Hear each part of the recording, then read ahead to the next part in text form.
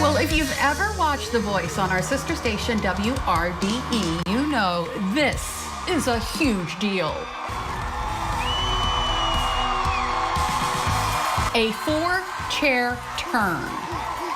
That means when Salisbury native Toneisha Harris sang, all 4 coaches wanted her on their team. Well, a lot has happened since that day, and now Toneisha is part of the final 5. Tonight she performs for the championship.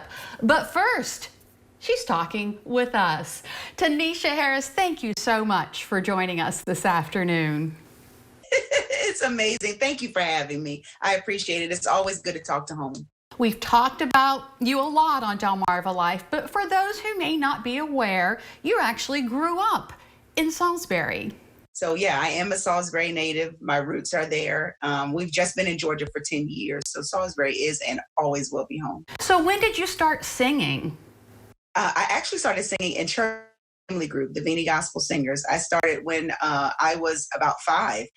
My mother pushed me to sing in church in the children's choir, and I sang with my cousins and then later my siblings. And then as I got older, I was able to join the family group, the Vini Gospel Singers, and I sang with them for about 15 years and then ventured off and did some things independently before moving.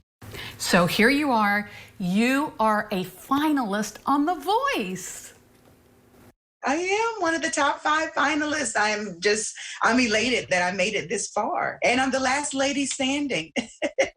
All right, I want to go back to that day we just saw where you got that 4-chair turn. Tell us, what was that like? You know, to be honest with you, walking out on the stage, the first thing that I remember telling myself was don't trip. That is so true and so real. I just remember telling myself that, and I took a deep breath and just let the moment happen. I just said, you only need 1 chair. You only need 1. That's all you need, and you're on the show. And so the first chair that turned around was John. And I remember saying, okay, I'll be fine with that. I'll be fine with that. I love John. I had this conversation as I'm singing, and the chairs kept turning. I just did not expect that at all. And at that moment, I just remember thinking, I get to choose. And that was a surreal moment. And I went with my gut, and I felt like Blake was absolutely hands down the best choice for me. And I've been Team Blake Shelton ever since. So I think everybody wants to know, what is Blake Shelton like? Blake is amazing. He really, really is. He is this tall, gentle giant.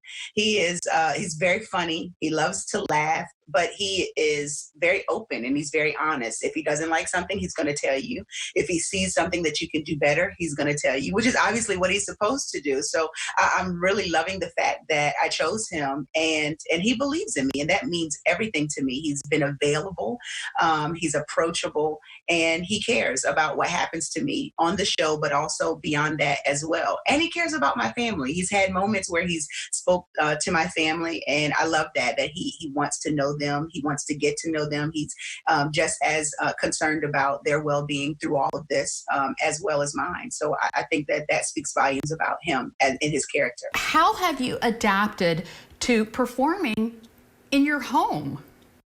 Adapting is definitely the right word for it. It has become our new normal. As I was saying to you earlier, we've entered this virtual world, and we of course wanted to go back and continue the voice experience on that big stage. But to be honest with you, our stage has even become bigger because their viewership has increased because everyone is home, and sports has been canceled, and so many other things have been canceled. So everyone's home with their family, and they're looking for something to do, something to watch, and we're glad that we still get to offer this, opportunity for them to see our hearts and hear our artistry from the comfort of our own homes. We get to welcome them into our personal space, so it makes it a little more intimate, and it may not be ideal, but I think that it's definitely turned out to be a great situation.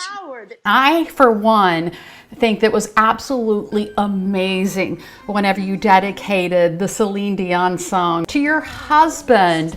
I don't think there was a dry eye in any house. Thank you. Thank you so much. That song means so much to us. And it's funny because Blake asked me how that song came to be a song for us in particular. And mentioning back home, my husband and I several years ago went to the Delaware State Fair. And we were at the fair, and they had a recording booth this particular year set up in the middle of the fair.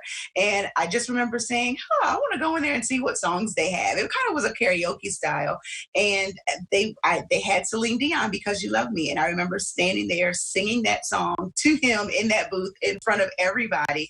And that instantly became our song from then. And so when I saw that I was able to offer that last week and dedicate last week to him, it was it's such a special moment. It was definitely full circle for us, for sure. Well, Toneisha, we will be watching, we will be voting, and I want to extend an open invitation to stop by and see us at Delmarva Life anytime. Thank you. I definitely will be coming back home. There's some things I definitely want to do back home when we're done with the show. So certainly, I most certainly will stop by and say hello. Thank you so much for the love and for the opportunity. I love you, Salisbury, always.